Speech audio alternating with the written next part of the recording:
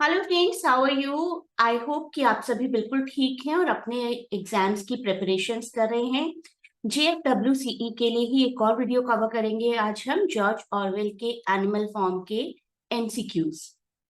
Novel हम लोग already cover कर चुके हैं वीडियो फॉर्म में, and not only for this particular exam, लेकिन ये जो टॉपिक है बहुत ही इंपॉर्टेंट है सभी इंग्लिश लिटरेचर कॉम्पिटिटिव एग्जाम्स के लिए।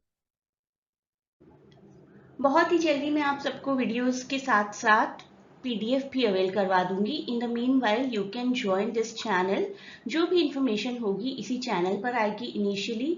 इसी चैनल पर आपको वीडियोस के अपडेशंस भी मिलेंगे और कौन कौन सी PDF किस तरीके से मिलेगी उसका अपडेशन भी आपको इस चैनल पर ही मिलेगा। तो चैनल को ज़रूर ज्वाइन करिए and you will be able to prepare for this exam in a very smooth manner. अब देखिए ये MCQs हैं, इसके थ्रू आप प्रिपरेशन कर सकते हैं। What is the primary allegory in Animal Farm? Allegory is the representation of value or something going on in the society, some real feature क्या represent किया गया, that is what allegory is. Animal Farm एक satirical allegory है of the Russian Revolution. जब आपको मैंने novel करवाया था वीडियो फॉर्म में कवर, तब भी मैंने आपको ये बताया था अगर किसी ने नहीं किया है कवर तो पहले नोवेल कवर करिए, तब आप MCQs देखिए, then it will be more useful for you. और वीडियो के एंड में मुझे कमेंट्स में बताइएगा कि आपके टोटल कितने मार्क्स आए, जितने भी क्वेश्चन हैं उनमें से आपके कितने मार्क्स आए। ऑप्शन सी हमारा राइट आंसर है। अभी हर क्वेश्चन को देखने के बाद पॉज करिए, अपने आप उस आंसर को सोचिए और टिक करिए फिर कहीं पर किसी नोटबुक में कि कौन सा क्वेश्चन सही था आपका, कौन सा गलत था। इस तरीके से आपकी काफ़ी अच्छी प्रिपरेशन हो जाएगी। ऐसे ही मैंने और भी बहुत से एग्जाम्स की प्रिपरेशंस इन पास्ट करवाई हैं। Who inspires the rebellion on the farm? And the correct answer is Old Major. Old Major बहुत ही वाइज हैं, बोर हैं एक, जो कि इंस्पायर करते हैं पूरे रिबेलियन को by sharing his vision of a society free from any human operation, any human inequality. Question 3. What song becomes the anthem of the rebellion? Again वही स्ट्रैटेजी अपनाइए, पॉज करिए, देखिए आपको आंसर आता था या नहीं आता था और उसके बाद राइट आंसर से मैच करिए। क्वेश्चन 3 का राइट ऑप्शन है beast of England. Beasts of England is the song that becomes the anthem of the whole rebellion, representing the animals' hope for a better future. कौन से pig हैं जो कि Napoleon का propaganda propagate करते हैं? The right answer is Squealer, option C. Squealer is the one who justifies all the Napoleon's actions to all the other animals. Next question. How does Napoleon eliminate Snowball from the farm? Snowball को farm से कैसे निकाला जाता है? By using the dogs that he has trained.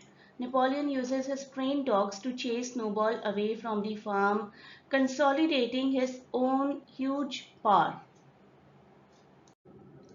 What is the initial purpose of windmill proposed by Snowball? जो कि Snowball ने propose की थी शुरुआत में। ये भी क्वेश्चन आ सकता है कि शुरुआत में किसने propose की थी। Snowball basically proposes the windmill to provide electricity and reduce the animal labor, amount of labor required from the animals. So option B is the right answer. Next question. What does the term animalism represent in George Orwell's Animal Farm? Animalism एक political theory जो कि animals की equality को advocate करती है, support करती है।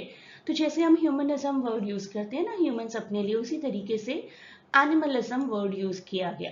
Option B. इन सभी वीडियोस को आप बहुत अच्छे से यूटिलाइज कर सकते हैं, आपके पास ये वीडियोस फॉरएवर है। अब बहुत बार देखिए, बार बार देखिए, आपको बेनिफिट ही होगा इन वीडियोस के थ्रू। आपकी अच्छी प्रिपरेशन घर बैठे ही हो जाएगी and later on I am going to provide PDFs also. लेकिन पहले अपनी प्रिपरेशन करिए, अच्छे से इंटैक्ट रखिए, तभी वो PDFs आपके काम आएंगी। क्वेश्चन 8 देखते हैं। What does Napoleon use to enforce his rule and maintain control? Napoleon क्या इस्तेमाल करते हैं? वही जो सारे पॉलिटिशियंस इस्तेमाल करते हैं, प्रोपेगेंडा। अपने आप का प्रचार प्रसार इतना कर दो कि कुछ और भूल ही जाए लोग, और कहीं ना किसी तरीके का वॉयलेंस एक्सरसाइज कर दो। अगर प्रचार प्रसार काम नहीं आ रहा तो या तो पॉलिटिक्स को इस्तेमाल करिए या फिर हिटलर बन जाइए, या फिर इन दोनों चीज़ों का डेडली कॉम्बिनेशन रखिए। तो नेपोलियन ने बहुत ही डेडली कॉम्बिनेशन रखा, प्रचार प्रसार का भी और हिंसा का भी। Napoleon uses propaganda, violence through dogs and fear to enforce his rule and maintain control over all the other animals, over the whole farm.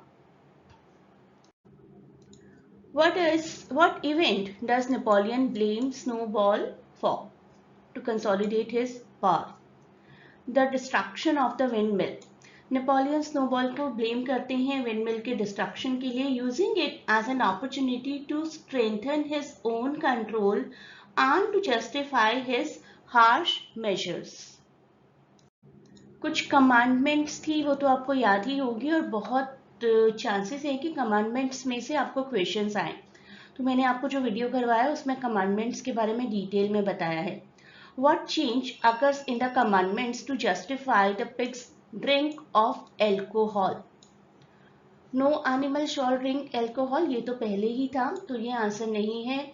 No animal shall drink alcohol to excess, यहाँ से यहाँ change हुआ था।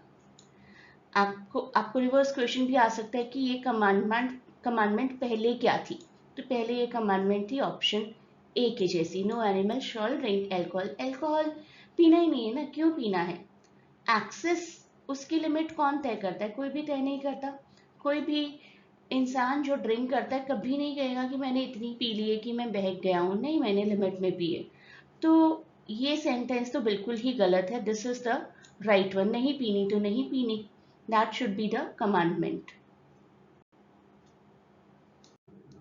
Which animal is known for his loyalty and hard work on the farm? And the correct answer is option C, boxer. Next question, what does Napoleon do with the windmill after Snowball is driven away?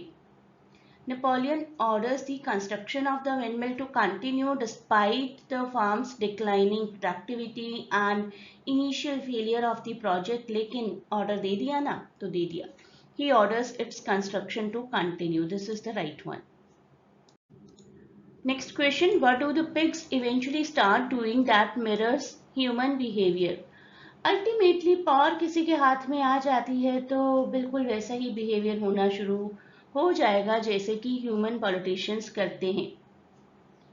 The pigs eventually start living in Mr. John's farmhouse and adopting human habits such as wearing clothes and walking on two legs. Option C, the right answer. Next question, how does Napoleon use the hens' revolt over egg sales to his advantage? When the hens refuse to surrender their eggs, Napoleon brands them as traitors, तुम देशद्रोही हो, and withholds food from them. उनको खाना देना बंद कर दिया जाता है। After a few of the hens die from starvation, the others back down and allow Napoleon to take their eggs, and he has effectively broken the spirit. So he punishes the rebellious hens severely to deter future descent. This will be the right answer. Next question, which of the following characters represent the more complacent यानी कि अपने status से satisfied person of the human ruling class? और यहाँ पर answer आएगा mister Pilkington. He is the owner of the Foxwood farm. ये भी आप याद रखिए, एक और पॉइंट आपको मिल गया अपने एग्जाम्स के लिए, मे बी ऐसा कुछ आ जाए आपको। And he is quite a satisfied person of the human ruling class. Next question, what happens to the original 7 commandments by the end of the story? धीरे धीरे धीरे करके सारी कमांडमेंट्स चेंज हो जाती हैं to justify the current actions and current privileges जो कि सब एनिमल्स एंजॉय कर रहे हैं, specifically pigs. Option C, the right answer. Which character is known for his for her caring nature and friendship with Boxer. And Clover is the right answer. Clover is a female horse who is Boxer's close friend. She symbolizes the women of revolution, a motherly figure who is very caring and provides comfort to the other animals, a very firm believer in Napoleon but sometimes suspicious. Next question. What is the final commandment on the barn wall? Option B. All animals are equal. सभी equal हैं लेकिन कुछ बाकियों से ज़्यादा equal हैं. तो यहाँ बात हो गई ना privilege की. The final commandment on the barn wall is all animals are equal but some animals are more equal than others, reflecting the complete betrayal of the original revolutionary ideals. Next question. How does the book demonstrate the theme of power and corruption?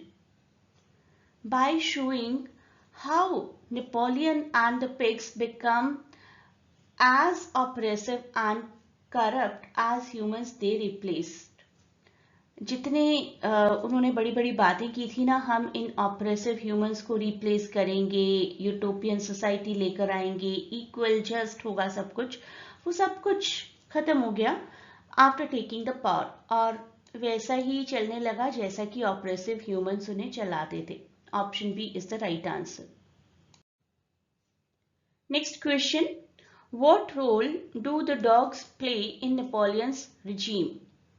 Dogs serve as the enforcers of Napoleon rule. Napoleon के you can say flatterer या चमचे या जिसको हम कहते हैं ना ये तो हमारा दायां हाथ है, तो उस तरीके से dogs का रोल था to intimidate or eliminate opposition. Next question. What is the significance of windmill in the story? Windmill represents the pig's exploitation of the working class and the betrayal of the initial ideals. So it symbolizes the pig's manipulation of the working class basically. Next question. What does Squealer do when the pigs make decisions that contradict the commandments? Squealer provides very elaborate justifications and reassurances to explain and justify the pig's decision that contradict the original commandment. Squealer बड़े अच्छे से elaborate करके बताते हैं कि जो अब है वो सही है. Option C is the right answer. मैंने आपको एक और क्वेश्चन में बताया था, Squealer is the one who serves as Napoleon's propagandist and lead communicator. Her politician रखता है ना अपने लिए पीआर, हर सेलिब्रिटी रखता है, तो Squealer is that kind of PR. उनका रोल है to manipulate and convince the other animals to accept Napoleon's rule. Next question. How does the animals initial enthusiasm for the rebellion change over time? शुरुआत में बहुत enthusiasm था, हम दुनिया बदल देंगे, हर एक के साथ होता है, but it diminishes as they face increasing oppression and disillusionment. ये बहुत इंटरेस्टिंग पार्ट है. What happens to Boxer at the end of the story? Option C is the right answer. Boxer is sold to a glue factory जहाँ पर वो बहुत week हो जाते हैं, to work reflecting the exploitation and betrayal of the working class. And Boxer is injured while building a windmill. He continues to work so hard that his health rapidly declines. The ruling pigs lie about Boxer dying in a hospital. Ruling pigs जो हैं बाकी सबको कहते हैं कि Boxer को हमने hospital पहुंचाया था and he died there, but instead they sold him to a glue factory, and that too only to buy a crate of whiskey. एक हॉर्स को बेच दिया गया. Next question. Which character serves as the voice of dissent and resistance? We will say Hens. Hens ने कोशिश की पूरी तरीके से revolt करने की against the exploitation of Napoleon's egg trade policy, लेकिन कुछ हुआ नहीं. Question 26. What does the commandment "No animal shall kill any other animal" eventually become? No animal shall kill any other animal without cause. यानी कि मारने की भी permission मिल गई, अब कौन जस्टिफाई करेगा? जैसे ड्रिंकिंग का केस था ना कि अल्कोहल को एक्सेस में बदल दिया गया, कौन डिसाइड करेगा कि एक्सेस क्या होता है? यहाँ पर कौन डिसाइड करेगा कि कॉज क्या होता है? हर एक का अपना अपना कॉज हो सकता है किसी को मारने के लिए। तो ऐसे ऐसे चेंजेस हो रहे थे कमांडमेंट्स में, और ह्यूमन लाइफ भी बिल्कुल ऐसी ही है। Next question, which farm represents the antagonistic human opponents in the story? Pinchfield Farm, owned by Mr. Frederick. याद रखिए, owned by Mr. Frederick. ये नाम आपको याद रखना है, मे बी इससे रिलेटेड कोई क्वेश्चन आ सकता है आपको एग्जाम्स में। तो मैंने आपको सभी पॉसिबल क्वेश्चंस करवाए हैं और डिटेल में एनिमल फार्म भी पढ़वाया है। तो आप इस तरीके से अपनी प्रिपरेशन को कॉन्क्रीट कर सकते हैं। बार बार बस इन 2 वीडियोस को देख लीजिए and you are done. So Pinchfield farm is the one that represents the antagonistic human opponents, जो कि अपोज करते हैं एनिमल फार्म को। How does Napoleon consolidate power after Snowball's expulsion? Napoleon डराते हैं सबको, अपना फियर प्रिवेल करते हैं, अपना प्रोपेगेंडा फैलाते हैं हर जगह। एक तरीके से एक क्वेश्चन और कर चुके हैं जिसमें मैंने प्रोपेगेंडा और वायलेंस वर्ड यूज किया था, लगभग सिमिलर क्वेश्चन है। ऑप्शन सी यहाँ पर राइट आंसर है। By using propaganda and fear to suppress any kind of dissent. कोई आवाज उठे तो सही मेरे अगेंस्ट, मैं अपना वायलेंस, अपना डर दिखाकर उस आवाज को चुप करवा दूंगा। नेक्स्ट क्वेश्चन, ये भी काइंड ऑफ रिपीटेशन है बट लैंग्वेज थोड़ी डिफरेंट है। What is the final fate of farm's original commandments? The original commandments are altered to suit the pigs current needs, reflecting the corruption, reflecting the betrayal of the original revolution goal. तो option C right answer है यहाँ पर। What does the phrase all animals are equal but some animals are more equal than others, ये phrase जो कि पूरे novel का theme भी है, क्या कहना चाहता है? It illustrates the complete inversion of the original revolutionary ideals, showing किस तरीके से pigs have become as oppressive as the humans they replaced. Complete inversion है ये। पिग्स ने क्यों हटाया ह्यूमंस को? क्योंकि ह्यूमंस एनिमल्स में और अपने आप में एक डिफरेंस करते थे। पहली चीज, एनिमल्स का एक्सप्लॉयटेशन किया जाता था और अनजस्ट सिचुएशंस होती थी, उन्हीं सबको तो रिप्लेस करना था। और उसके बाद एक कमांडमेंट आया था ना कि ऑल एनिमल्स आर इक्वल। लेकिन जब करप्शन होना शुरू हुआ, जब कुछ एनिमल्स को प्रिविलेजेस मिलनी शुरू हुई in comparison to other animals, तो फिर कमांडमेंट भी बदल गई कि ठीक है, बाकी एनिमल्स सिर्फ एक प्रजा की तरह, कुछ एनिमल्स राजा की तरह रहेंगे। So all animals are equal but some are more equal than others. This is the Telegram link, जो आप ज्वाइन करेंगे तो आपको काफ़ी स्टडीज़ में हेल्प मिल जाएगी। यहाँ से इसको ज्वाइन करिए and you will really find it beneficial. A great good luck for your preparation and for the exam.